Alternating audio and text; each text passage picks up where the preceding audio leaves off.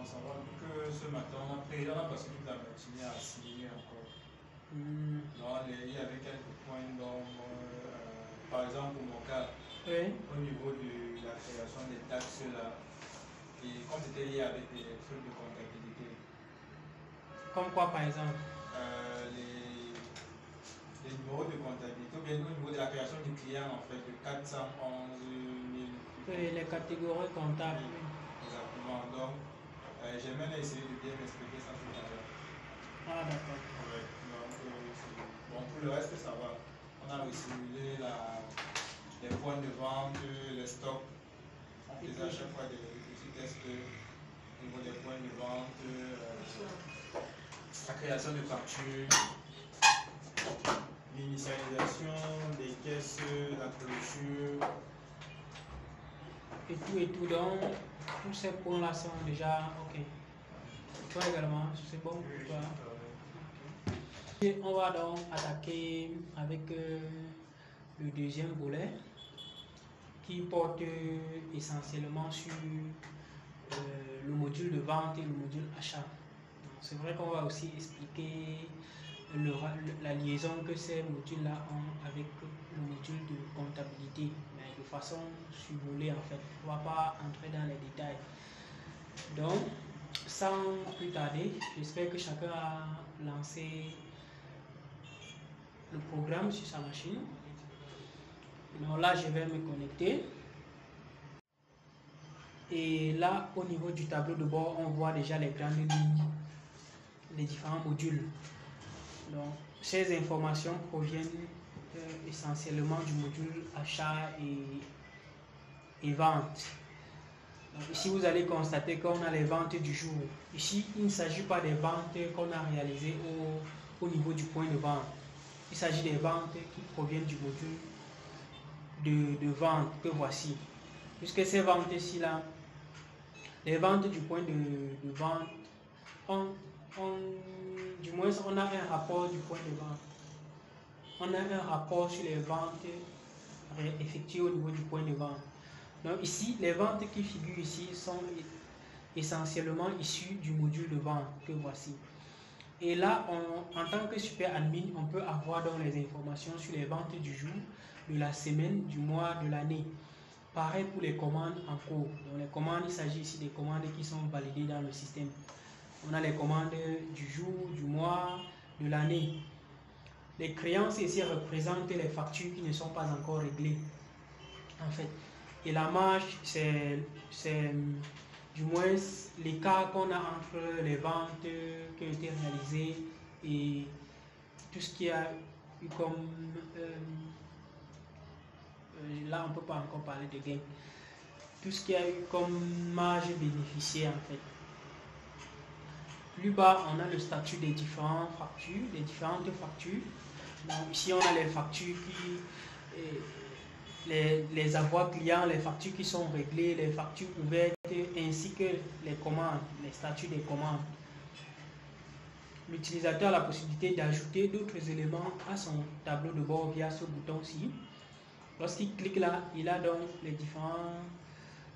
différentes fonctionnalités des autres modules. Donc ici, par exemple, il peut ajouter par exemple les tâches du CRM. Il peut ajouter les top meilleurs clients. Donc il suffit juste d'activer le paramètre.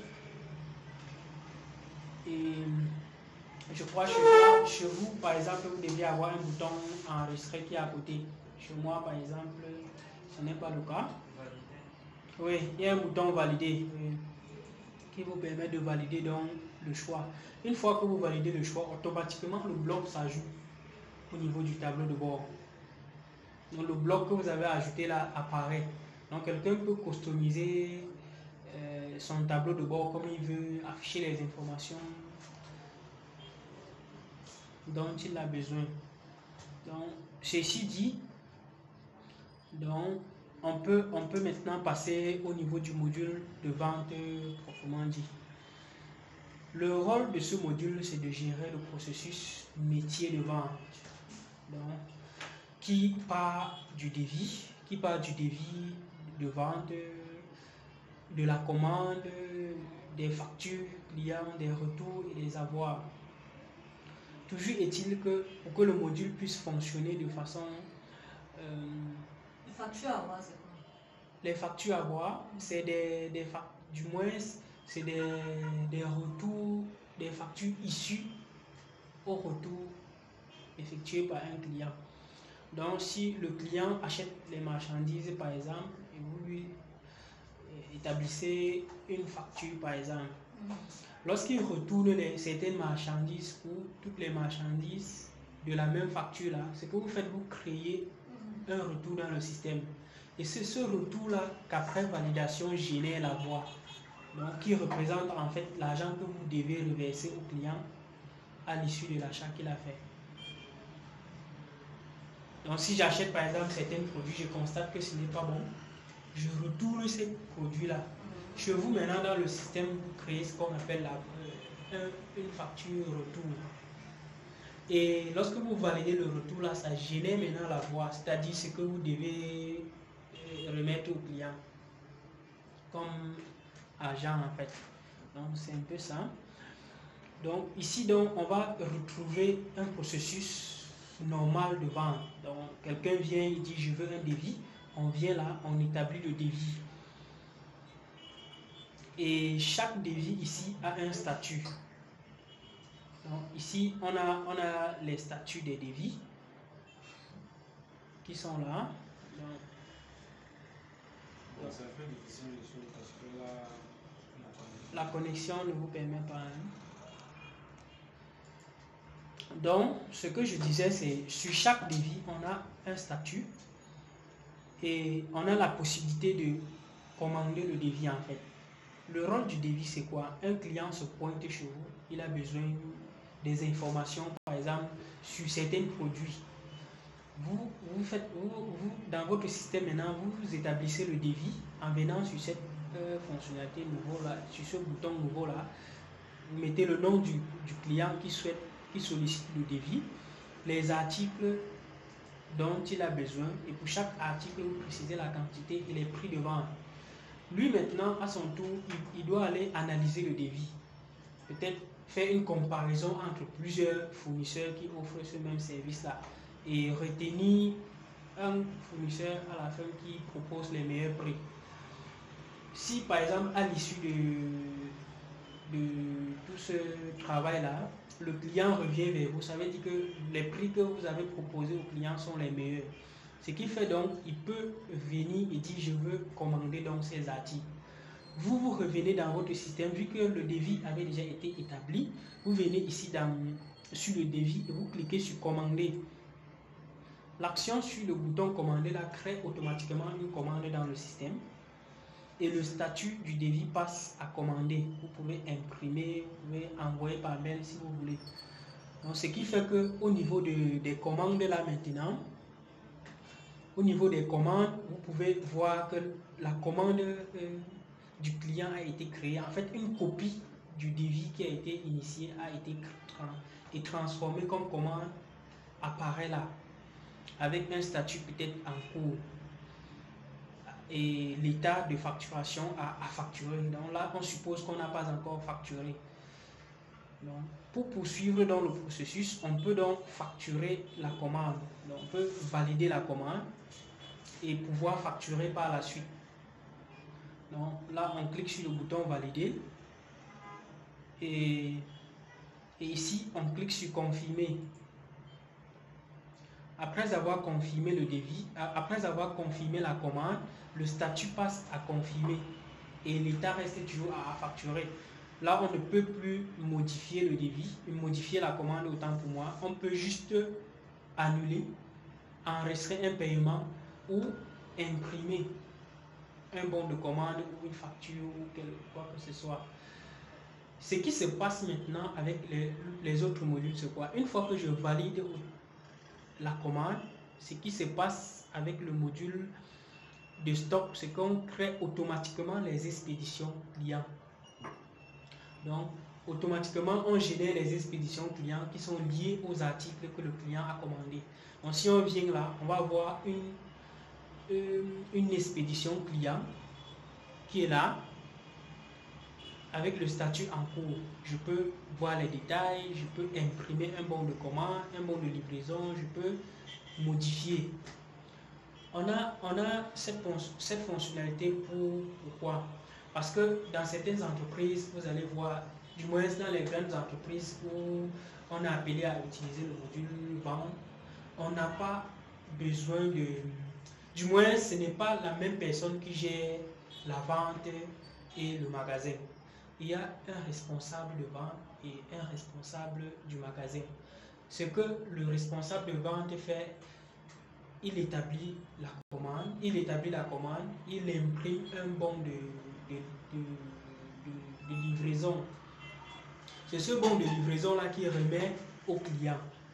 Le client s'en va maintenant chez le magasinier, ou bien du moins il remet chez le magasinier. Le magasinier se sert donc du bon pour expédier, pour déstocker les quantités.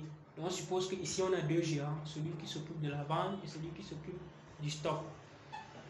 Donc chacun maintenant est responsable des actions qui lui sont par exemple confiées par son manager. Et ici maintenant, au niveau du magasinier, on a donc les informations sur la commande du client, les quantités qui ont été commandées. Donc là, le client a commandé une pièce. Lorsque je renseigne une pièce là comme quantité à expédier et que je valide, automatiquement le statut de l'expédition client passe à livrer et les stocks sont déstockés, décrémentés en ce moment-là. Donc ce qu'on retient, c'est quoi? Lorsqu'on valide une commande dans le système, automatiquement on crée une expédition client. Et le magasinier maintenant peut poursuivre le processus d'expédition dans le module de stock. Donc ça c'est dans le cadre où c'est deux personnes qui gèrent le système en fait. Maintenant, lorsque le client, celui qui facture, est la même personne qui gère le stock, pour aller dans le module de stock de temps en temps, c'est pénible.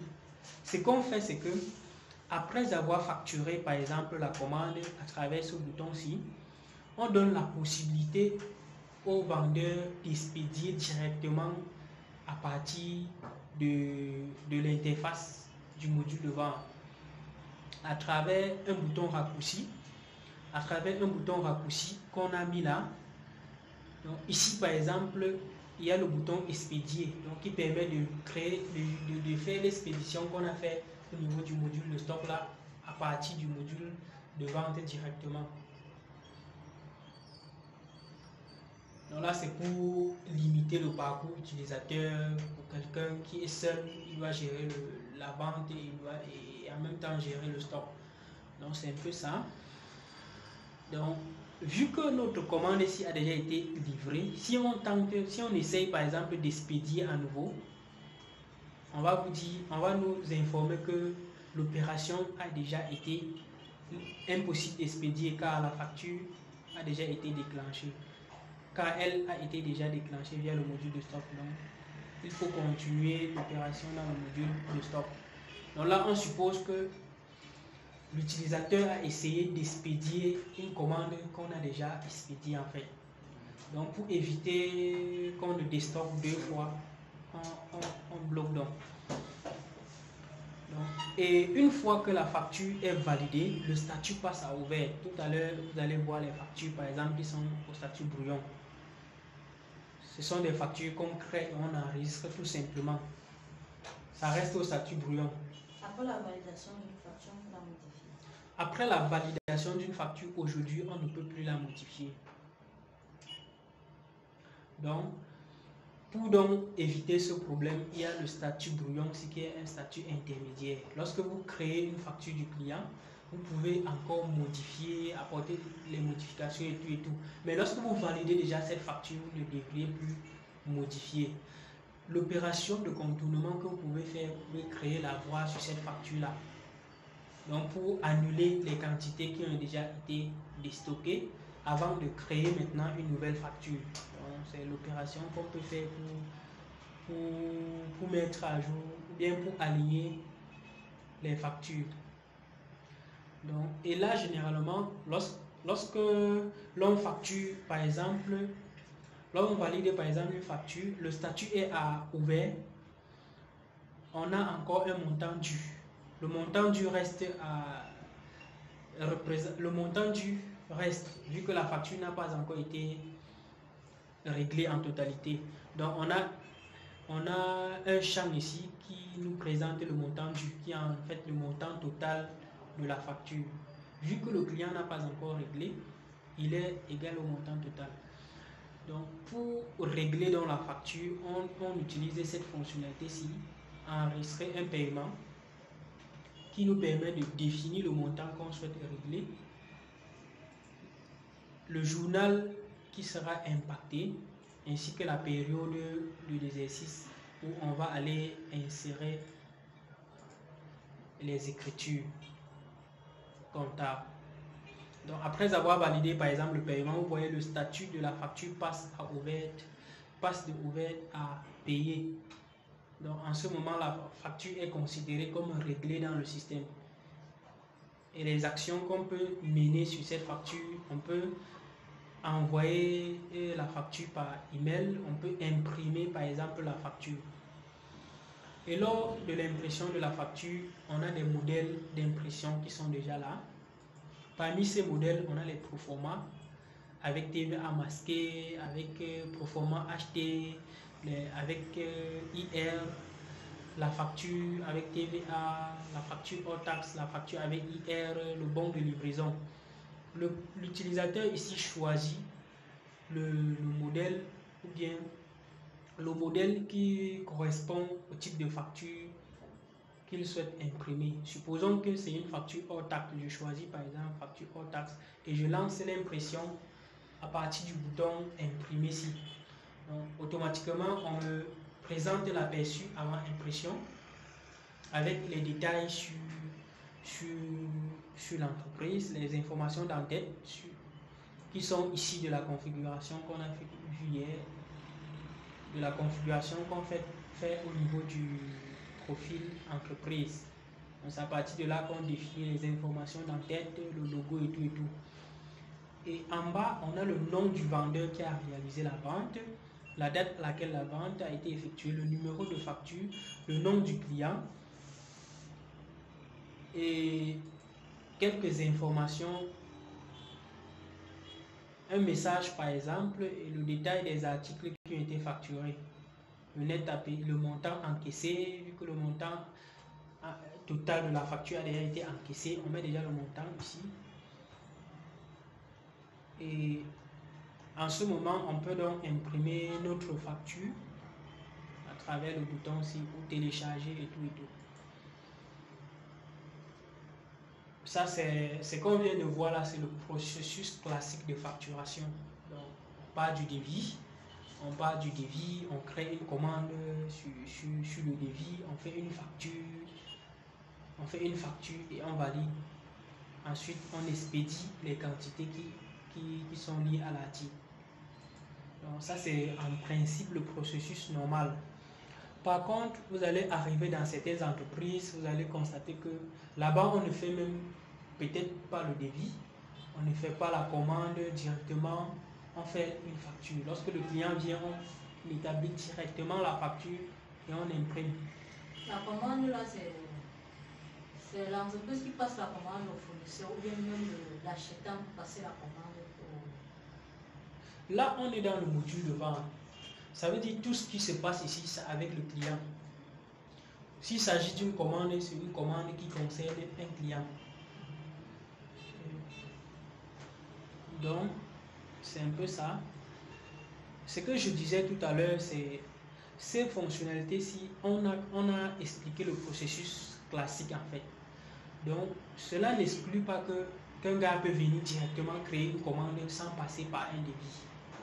C'est la raison pour laquelle sur chaque fonctionnalité, que ce soit le devis, la commande ou la facture, il y a un bouton nouveau là pour créer un document à partir de l'interface là même.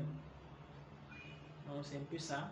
Donc, vous allez arriver dans certaines entreprises, voir que le client vient directement et dit je veux tel article, tel article. là, on ne passe pas par la commande, on ne passe pas par le devis, on crée la facture directement. Donc,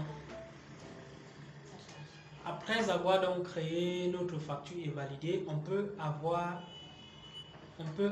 le boss peut avoir une idée maintenant sur le tableau de bord, sur les ventes qui ont été réalisées au courant de la période en fait. Donc, visiblement sur notre tableau de bord, vu qu'on a fait une vente de 11 000, c'est ça qui est là comme vente du jour. Vente du mois, vente de l'année, et tout et tout. Créance. Aujourd'hui, on n'a pas eu de créance, vu que la facture qu'on a établie tout à l'heure a été réglée en totalité. Raison pour laquelle la créance du jour est à 0. Donc ça, ce sont des commandes qui sont au statut en cours. Et on a également un autre rapport. La créance, c'était quoi? La créance. En fait, ce sont des factures, les montants dus, des factures qui ne sont pas encore réglées en totalité. Donc, si par exemple je crée une facture de 100 000, j'avance peut-être 50 000, le montant dû de cette facture-là, ça serait de 50 000. Donc, du moins, le reste à payer. Et si on a 10 factures, on fait la somme des 10 factures-là. On fait la somme des montants dus pour les 10 factures. Et c'est ça qu'on affiche comme créance. Suivant la période.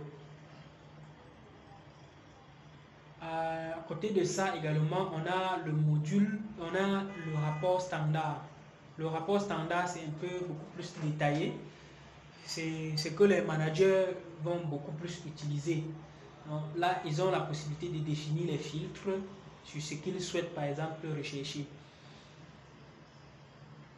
Donc, sur cette interface, donc, on a la possibilité de définir, de filtrer, de faire des recherches sur, d'afficher les rapports, par exemple, en fonction des clients, sur une catégorie d'articles ou sur un article.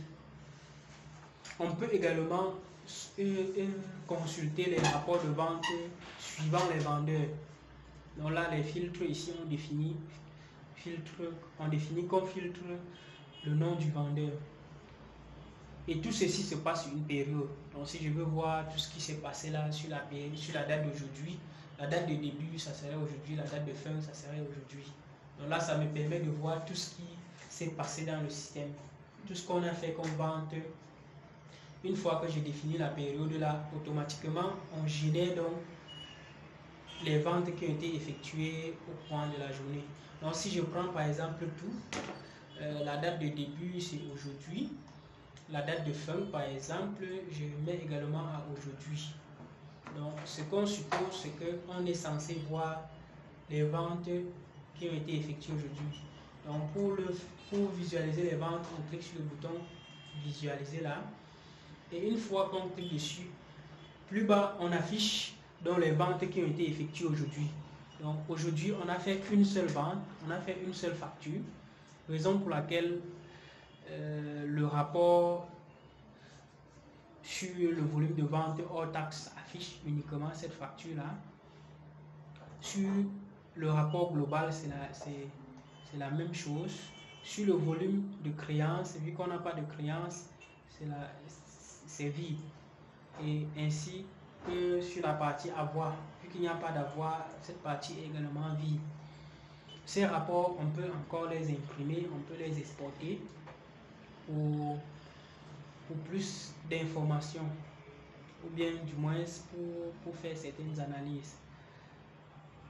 Alors, si par exemple on veut présenter le module de vente au prospect par exemple, ce qu'on a dit, c'est qu'il faut toujours identifier le besoin du client.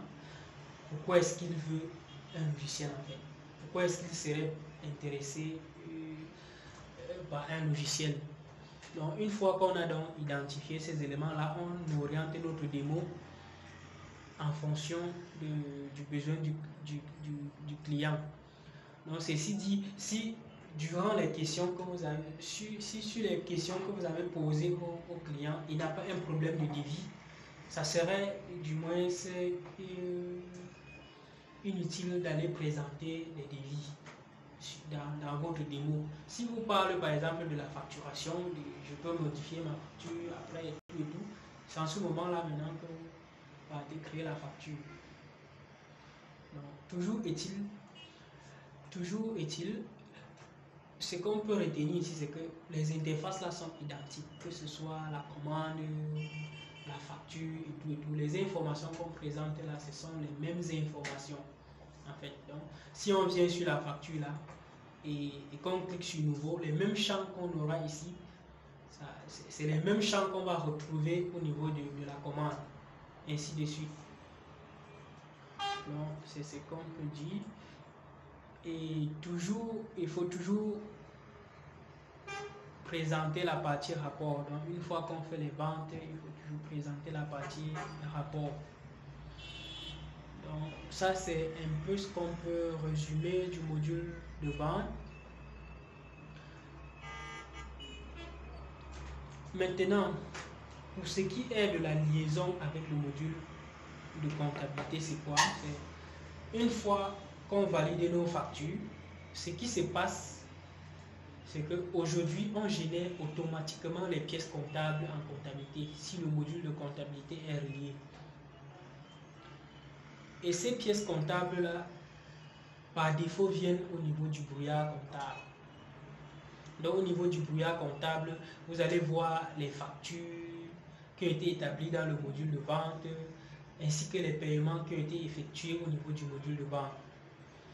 Donc, prenons le cas des opérations qu'on a fait aujourd'hui. On a enregistré une facture et ensuite, on a également réglé cette facture. Donc, à l'issue de ces deux opérations-là, voilà ce qu'on a généré au niveau de la comptabilité. On a généré une pièce comptable pour l'enregistrement de la facture même, avec le nom du client et tout, la date qui est la date d'aujourd'hui.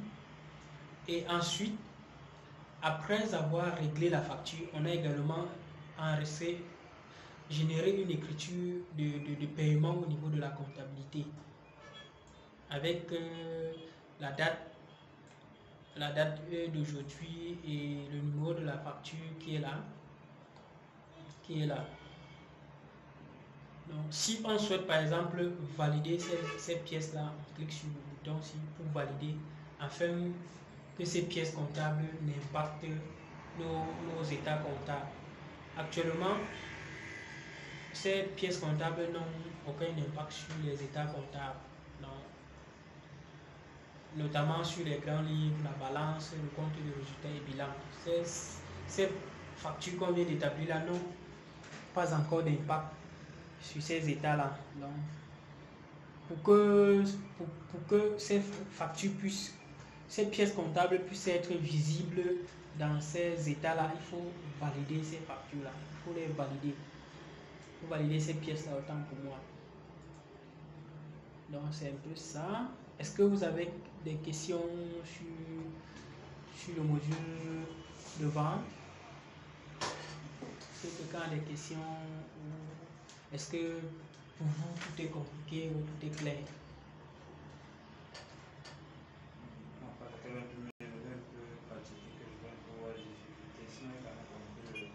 Le principe. C'est ça l'essentiel.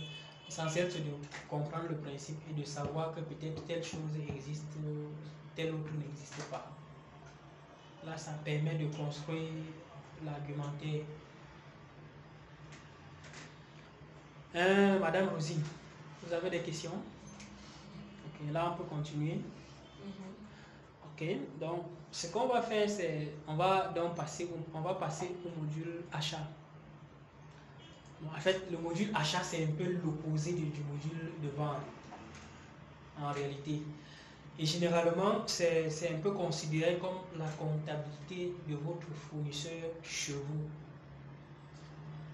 Dans le sens où, lorsque votre fournisseur vous émet une facture, lorsque vous passez une commande d'achat, par exemple, auprès de votre fournisseur, la même commande vous créez dans votre système.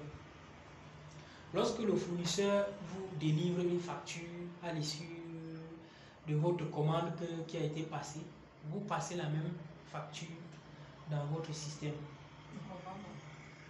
Donc, ce que j'étais en train de dire, c'est le module d'achat, c'est un peu comme l'opposé du module de vente. Dans la mesure où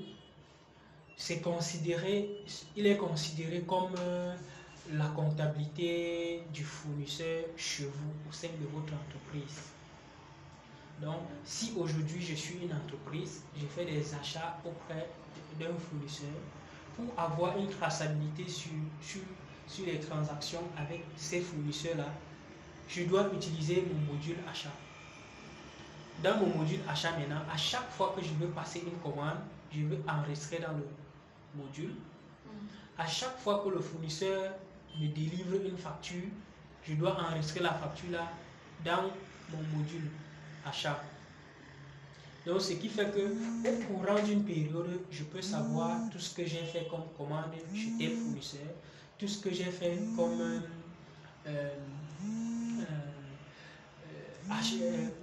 tout ce que j'ai fait comme achat chez tel fournisseur. Donc, c'est ça le but même du module achat.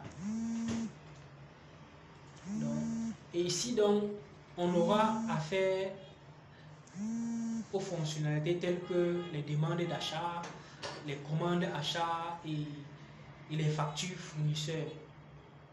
Les demandes d'achat ici représentent en réalité votre besoin en termes d'articles que vous souhaitez acheter ou de produits. Et sur ces demandes d'achat, donc, vous listez tout ce qui sera transmis au fournisseur. Si vous souhaitez, par exemple, sur une demande d'achat, par exemple, que vous avez effectué avec le fournisseur X, qu'il vous livre, par exemple, tel article, tel autre et tel autre, vous précisez donc ces articles-là et automatiquement, ces articles-là viennent avec les prix d'achat qui sont configurés dans la fiche article. Dès lors, vous pouvez donc soumettre votre facture. Vous pouvez donc enregistrer votre demande d'achat ou confirmer directement si vous ne souhaitez pas modifier plus tard. Avantage d'enregistrer la demande d'achat pour l'entreprise, c'est quoi? En fait, dans certaines entreprises, vous allez retrouver certaines personnes qui travaillent avec le manuel. Lorsqu'un produit finit, il part écrit dans un bord, dans un cahier ou dans un truc. Or, si tu crées une demande d'achat, chaque fois maintenant que tu veux ajouter un produit qui est déjà en rupture, tu peux ajouter sur ta demande d'achat, tu modifies, tu ajoutes l'article. Ce qui fait que si tu souhaites passer une commande à la fin de la journée, à la fin de la semaine ou de la journée, d'ici là, tu as une liste de tout ce que tu auras à adresser à ton client, à ton fournisseur, autant pour moi. Donc, c'est un peu ça le but. Et le deuxième le deuxième objectif des demandes d'achat, c'est lorsque vous arrivez dans des entreprises qui sont structurées, prenons le cas par exemple de la brasserie, on ne fait pas les achats là-bas au hasard, on ne se lève pas le matin pour faire les achats. Il y a un ordre qu'il faut respecter et il y a une hiérarchie par laquelle les demandes d'achat transitent afin d'être validées. Ce qui fait que si vous avez besoin d'acheter quelque chose, vous faites une demande.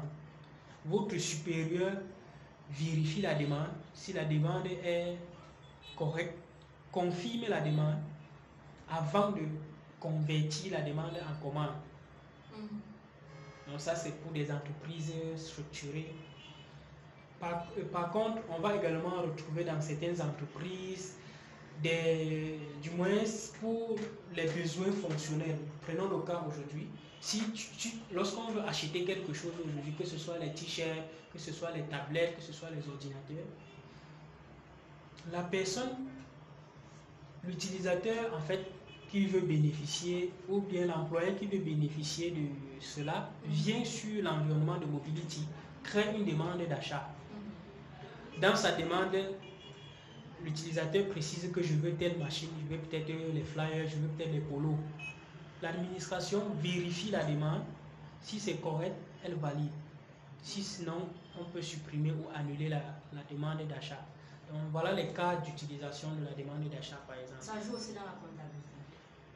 Les demandes n'interviennent pas dans la comptabilité. Seules les factures issues des demandes sont enregistrées en comptabilité en fait. Donc si je fais une demande d'achat, automatiquement, on ne doit pas impacter le module de comptabilité.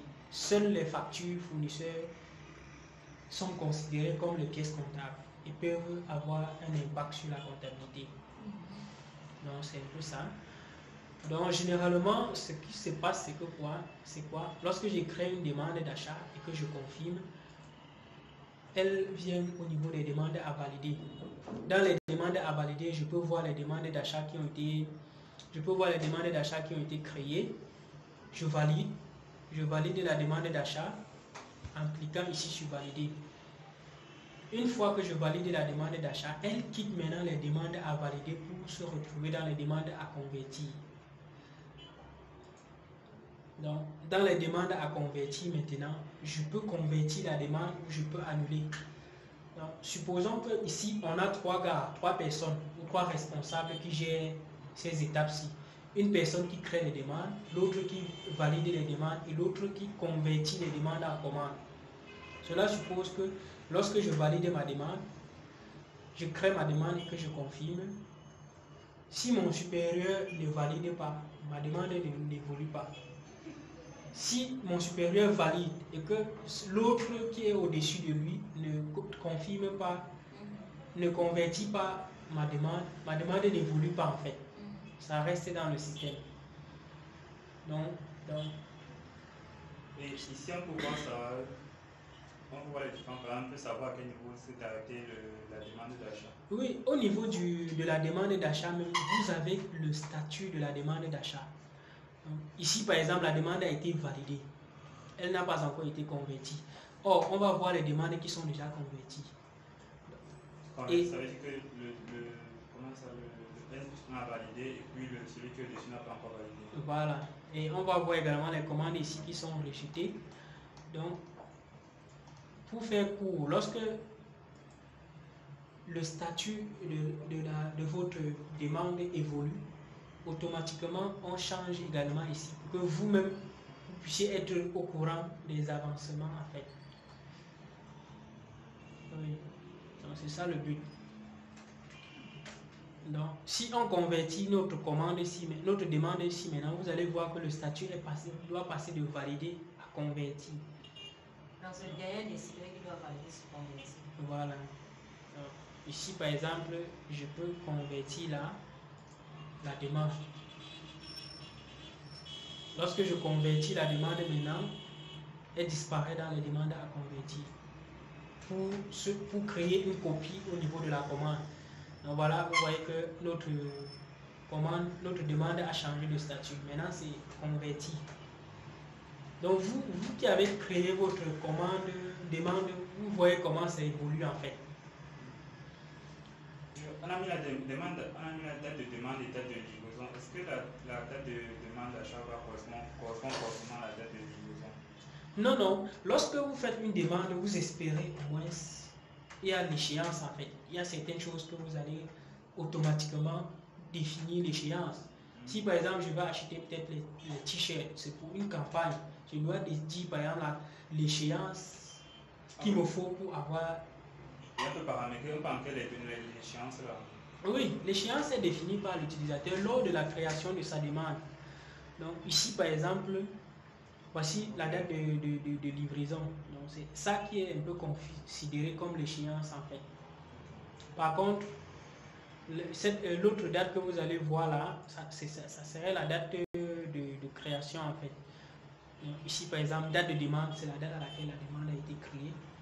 Et date de livraison, c'est la date d'échéance qui a été renseignée au niveau de la demande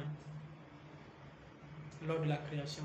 Donc, après avoir converti dans notre demande, on a maintenant la commande qui a été générée avec le statut, avec l'État a validé. Donc, ce qui fait que ici, l'utilisateur peut encore modifier la commande, supprimer la commande.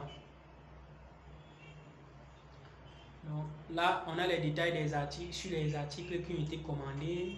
Si la commande est correcte, on confirme. Donc, après avoir confirmé la commande, maintenant, on peut facturer. Donc, vous voyez que les boutons d'action changent au fur et à mesure que le statut de la commande change en fait. Donc ici, on peut facturer la commande, on peut annuler la commande, on peut envoyer la commande par mail au fournisseur, on peut imprimer un proforma et on peut également enregistrer un précompte. Ici, le précompte est un peu considéré comme l'avance que vous faites auprès de votre fournisseur pour garantir effectivement que vous allez acheter. Donc tout ça est géré.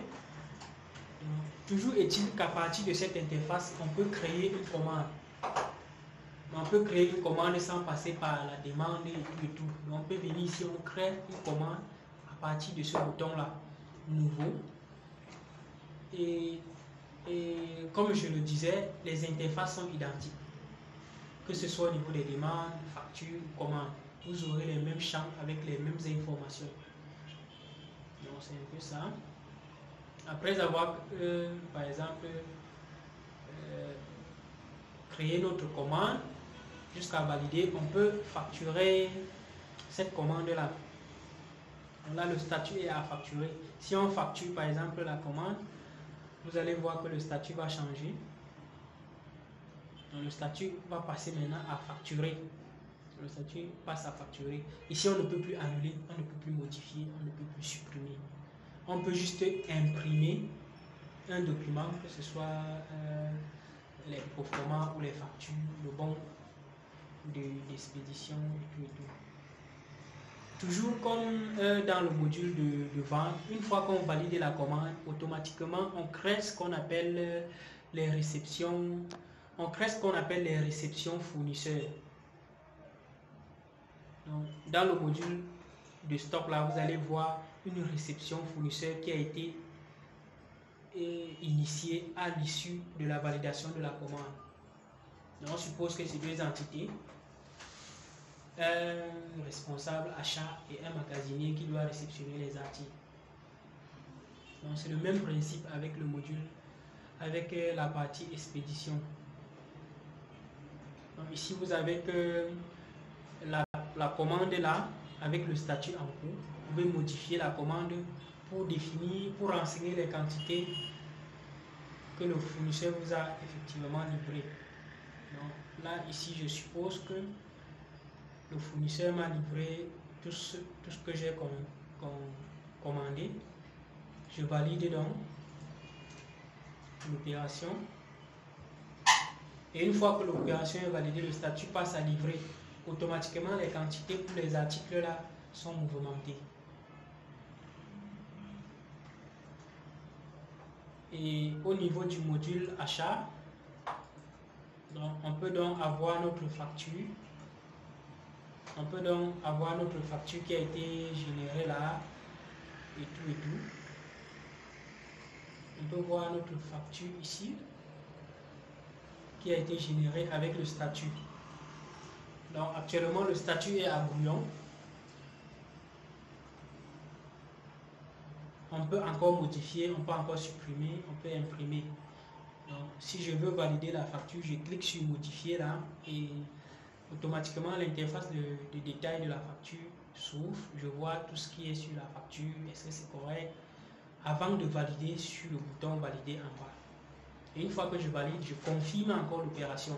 Là, c'est pour éviter les risques d'erreur lorsque quelqu'un est en train de parcourir ou de faire quelque chose dans le système.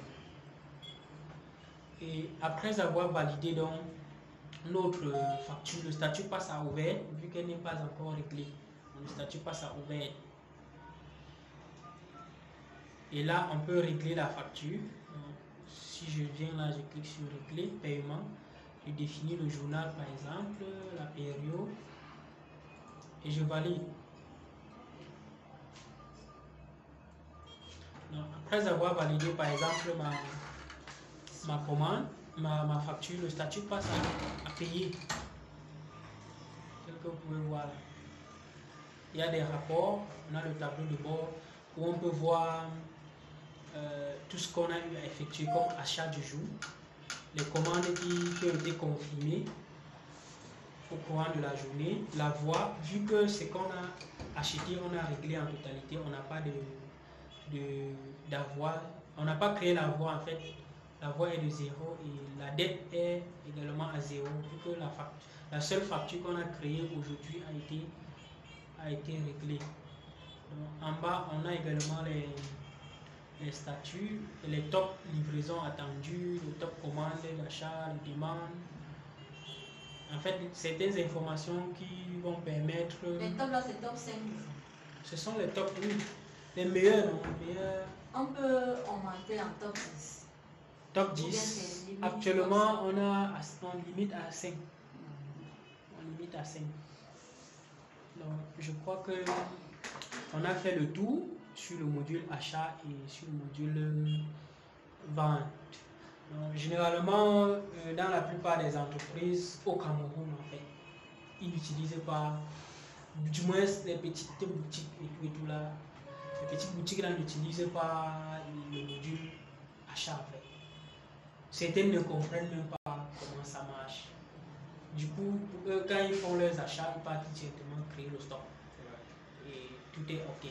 Par contre, vous allez arriver dans les entreprises structurées qui souhaitent avoir un module de comptabilité à jour. Là, ils vous exigent le module achat en fait. Donc, c'est un peu ça.